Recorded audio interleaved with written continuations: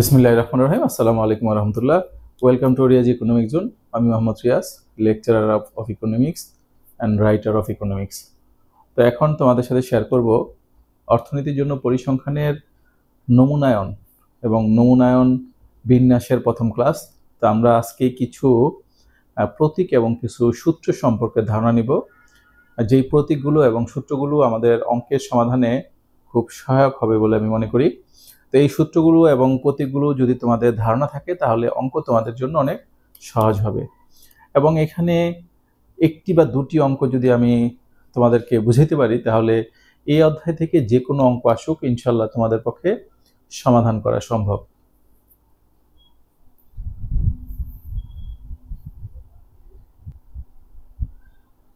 আমরা প্রথমেই সমগ্রক সম্পর্কে এই প্রতীকগুলো পেয়ে থাকি। প্রথমত সমগ্রকের গড়, সমগ্রকের গড়কে আমরা মিউ দিয়ে প্রকাশ করি, এটি হচ্ছে একটি গ্রিক বর্ণ মিউ। সমগ্রকের ভেদাঙ্ক সিগমা স্কোয়ার, সমগ্রকের পরিমিত ব্যবধান সিগমা, এবং সমগ্রকের আকার হচ্ছে ক্যাপিটাল এন। তো সমগ্রক রিলেটেড আমাদের এই প্রতীকগুলো জানতে হবে। আমাদের বিভিন্ন সূত্রের মধ্যে এই প্রতীকগুলোর ব্যবহার রয়েছে।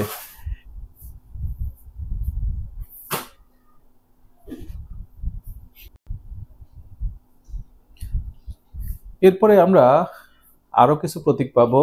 তো এখানে যে প্রতীকগুলো ব্যবহার করা হয়েছে, প্রথমে লেখা হয়েছে গড়ের নমুনায়ন বিন্যাসের গড়, এটাকে বলি আমরা মিউ এক্স বার। আমরা মিউ লিখব, এইভাবে লিখতে হয়। প্রথমে মিউ লিখব, মিউ লেখার পর এই মিউর নিচে ঠিক একটা এক্স বার দিব। তো গড়ের নমুনায়ন বিন্যাসের গড়, এটাকে আমরা মিউ এক্স বার দিয়ে প্রকাশ করি।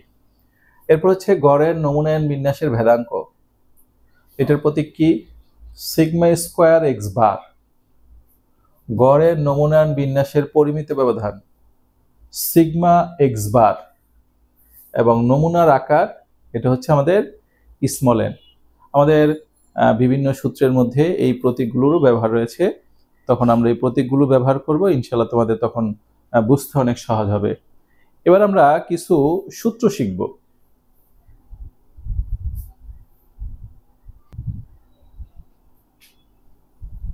তো আমরা সমগ্রক দিয়ে যে আমাদের প্রশ্নগুলো আসে সমগ্রক রিলেটেড, এই হচ্ছে তার সূত্রগুলো। প্রথম হচ্ছে সমগ্রকের গড়, সমগ্রকের গড় mu equal summation X by N.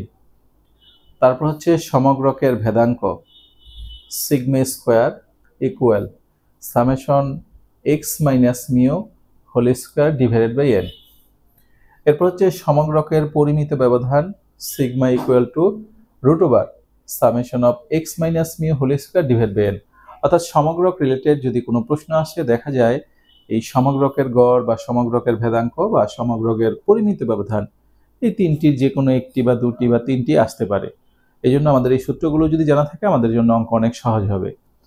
এবার আমরা শিখব নমুনায়ন রিলেটেড কিছু সূত্র।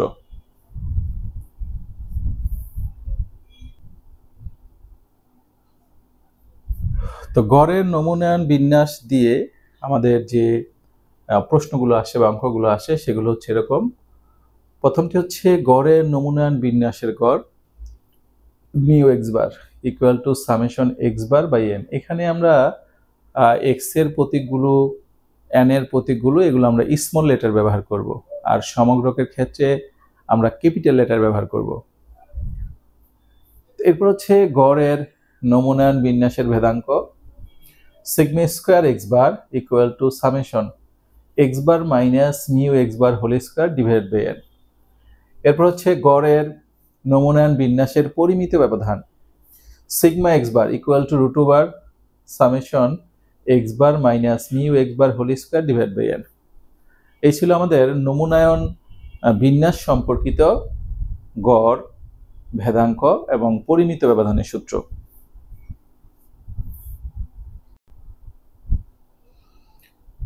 এরপর আমাদের জানতে হবে যে মোট নমুনা বিন্দুর সংখ্যা কিভাবে বের করা হয়।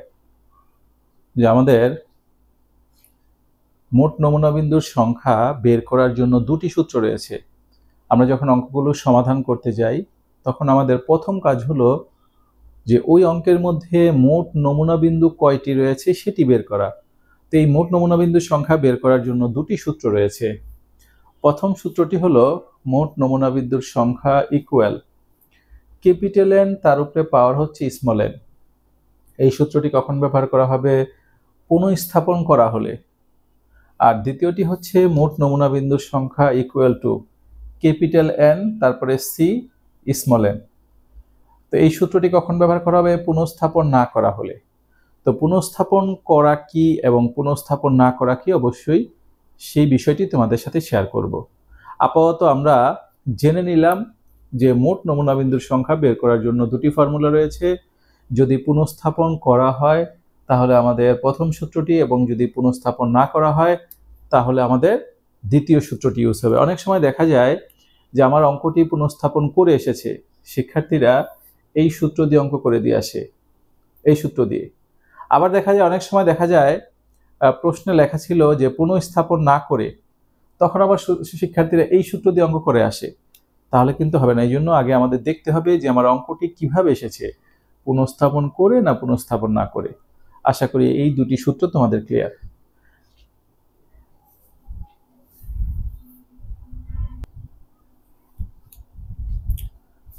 তো এখানে আমাদের n হচ্ছে সমগ্রকের আকার এবং স্মল n হচ্ছে সমগ্রক থেকে যতগুলো সংখ্যা নেওয়া হয়। যদি আমি একটি এক্সাম্পল দিই যে 2, 4, 6, 8 সমগ্রক থেকে দুটি করে সংখ্যা নেওয়া হলো, তার মানে এখানে সমগ্রকের মধ্যে 4টি সংখ্যা রয়েছে, 1, 2, 3, 4। তার মানে আমাদের ক্যাপিটাল N এর মান হচ্ছে 4 এবং কয়টি সংখ্যা নেওয়া হয়েছে? দুটি সংখ্যা, তার মানে স্মল n এর মান হচ্ছে 2। এবং আমাদের এই নমুনায়ন বিন্যাসের অঙ্কগুলোতে এই সমগ্রকের আকার n এর মান 4 হতে পারে, 6 হতে পারে, 5 হতে পারে, কিন্তু এখানে স্মল n এর মান আমাদের অলওয়েজ, আমাদের এই অর্থনীতির জন্য পরিসংখ্যানের মধ্যে যে অঙ্কগুলো আসে এখানে অলওয়েজ আমাদের স্মল n এর মান 2 থাকে।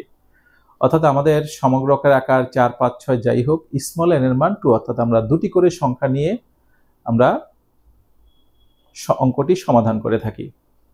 তো এই জন্য আমাদের সমগ্রকের আকার এখানে যদি 4টি সংখ্যা থাকে 4, যদি এখানে 6টি সংখ্যা থাকে 6, যদি 5টি সংখ্যা থাকে 5, কিন্তু এখান থেকে দুটি করে সংখ্যা সবসময় নেওয়া হবে। প্রত্যেকটি অঙ্কের মধ্যে দেখা যাবে আমাদের স্মল n এর মান হচ্ছে 2। আশা করি এই ক্যাপিটাল N এবং স্মল n এর মান তোমাদের ক্লিয়ার।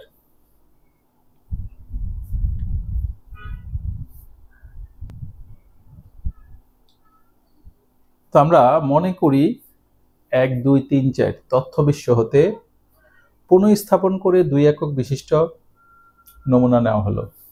পুনঃস্থাপন করে, যেহেতু এখানে পুনঃস্থাপন করে বলা আছে, তাহলে এক্ষেত্রে আমাদের মোট নমুনা বিন্দুর সংখ্যা কয়টি হবে? দেখো এখানে মোট নমুনা বিন্দুর সংখ্যা equal n to the power n। তো আমরা জানি যে যদি পুনঃস্থাপন করে হয় তাহলে মোট নমুনা বিন্দুর সংখ্যা বের করার সূত্রটি কি ছিল? ক্যাপিটাল N তার উপরে পাওয়ার হচ্ছে স্মল n। তাহলে আমাদের এখানে ক্যাপিটাল N এর মান কত? দেখো 1, 2, 3, 4, 4। তার মানে ক্যাপিটাল N এর মান হচ্ছে 4। আর কয় একক বিশিষ্ট নমুনা নেওয়া হয়েছে? 2। তার মানে আমাদের স্মল n এর মান হচ্ছে 2। তো 4 এর উপরে যদি আমরা পাওয়ার 2 দেই তাহলে আমাদের 16টি হবে। তাহলে এখানে যদি আবার আমাদের ক্যাপিটাল N এর মানে n যদি 5 হয় তাহলে 5 এর উপরে পাওয়ার 2 থাকলে কত হয়? 5, 5 এ 25। তাহলে এইভাবে আমরা আমাদের নমুনাগুলো যদি পুনঃস্থাপন করে নেওয়া হয় তাহলে আমরা মোট নমুনা বিন্দুর সংখ্যা এভাবে বের করে থাকি।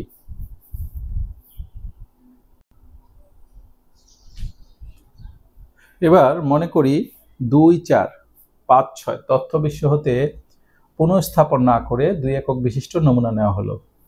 তাহলে আমাদের এখানে ক্যাপিটাল N এর মান হচ্ছে 1, 2, 3, 4 আর স্মল n এর মান হচ্ছে 2। তাহলে আমরা এখন যেহেতু এখানে লেখা রয়েছে পুনঃস্থাপন না করে, তাহলে পুনঃস্থাপন না করে মোট নমুনা বিন্দুর সংখ্যা বের করার সূত্রটি কি ছিল? সূত্রটি ছিল capital N C small n। তাহলে ক্যাপিটাল N এর মান হচ্ছে 4 এবং স্মল n এর মান হচ্ছে 2। তাহলে আমরা 4c2 এর মান যদি বের করি তাহলে 6 হবে। তো এই 4c2 কিভাবে বের করতে হয় সেটি অবশ্যই তোমাদের সাথে আমি শেয়ার করব, যে আমরা ক্যালকুলেটরের মাধ্যমে, সায়েন্টিফিক ক্যালকুলেটরের মাধ্যমে কিভাবে এই 4c2 এর মান বের করে থাকি সেটি অবশ্যই আমি তোমাদেরকে শিখিয়ে দিব। তো জাস্ট আমরা মাত্র শিখলাম যে যদি পুনঃস্থাপন করে হয় তাহলে মোট নমুনা বিন্দুর সংখ্যা কয়টি হবে, যদি পুনঃস্থাপন না করে হয় তাহলে মোট নমুনা বিন্দুর সংখ্যা কয়টি হবে, আমি সেই বিষয়ে তোমাদেরকে ধারণা দিলাম।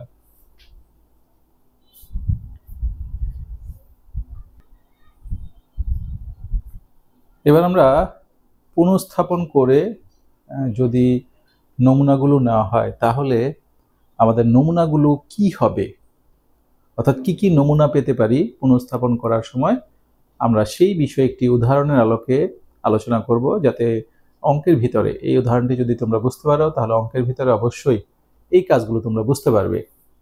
তো দেখো এখানে লেখা রয়েছে 2, 4, 6 তথ্য বিশ্ব হতে পুনঃস্থাপন করে 2টি করে তথ্য নেওয়া হলো, নমুনাগুলো নিম্নরূপ। তো প্রথমে আমরা মোট নমুনা বিন্দুর সংখ্যা বের করে নিই। তাহলে এখানে মোট নমুনা বিন্দুর সংখ্যা হচ্ছে 9টি, কারণ আমাদের ক্যাপিটাল এন এর মান হচ্ছে 1, 2, 3 আর স্মল এন এর মান হচ্ছে 2। তাহলে এখানে আমাদের মোট নমুনা বের হবে 9টি। এখন নমুনাগুলো কেমন হবে? তো পুনঃস্থাপন করা হলে নমুনাগুলো বের করার একটি টেকনিক রয়েছে। এই হলো দেখো টেকনিকটি, আমি এখানে লিখে দিয়েছি, এটি তোমরা মনে রাখবে। পুনঃস্থাপন করার সময় প্রতিটি সংখ্যা রিপ্লেস হবে। 1 নম্বর কন্ডিশন হলো যখন আমরা পুনঃস্থাপন করে নমুনাগুলো বের করব তখন প্রতিটি সংখ্যা রিপ্লেস মানে কি পুনরায় হবে, ও পিছনের দিকে যেতে হবে এবং সামনের দিকে যেতে হবে।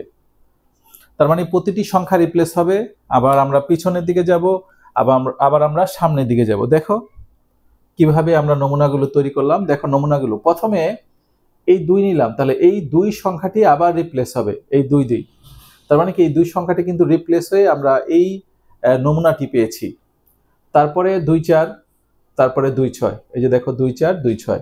তার মানে আমাদের 3টি হয়ে গেল, আমাদের এই 3টি হয়ে গেল, 1, 2, 3। এবার আমরা 4 দিয়ে শুরু করব। তাহলে 4 দিয়ে যখন শুরু করব অবশ্যই আমরা পিছনেও যাব আবার সামনেও যাব। তো পিছনের দিকে যদি আসি 4, 2, এই যে দেখো 4, 2। তারপরে এই 4 সংখ্যাটি আবার রিপ্লেস হবে, এই যে লেখা রয়েছে যে প্রতিটি সংখ্যা রিপ্লেস হবে। তাহলে 4, 4, এই যে 4, 4।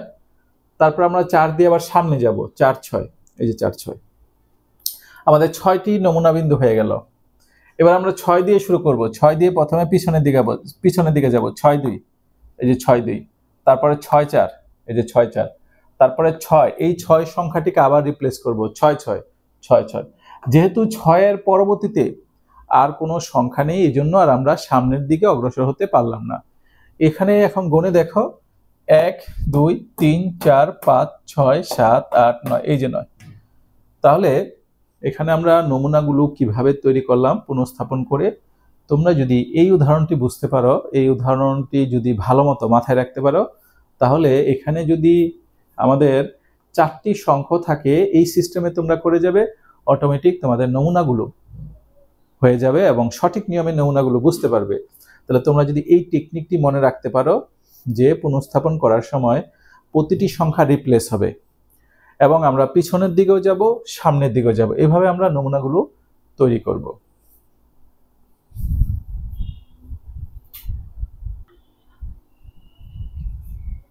এবার আমরা আরেকটি উদাহরণ নিলাম যে 2, 4, 6 তথ্য বিশ্ব হতে পুনঃস্থাপন না করে 2টি করে তথ্য নেওয়া হলো, নমুনাগুলো নিম্নরূপ। তো এখানে মোট নমুনা বিন্দুর সংখ্যার সূত্রটি কি ছিল? Capital N C small N. তাহলে ক্যাপিটাল এন এর মান হচ্ছে 3, স্মল এন এর মান হচ্ছে 2।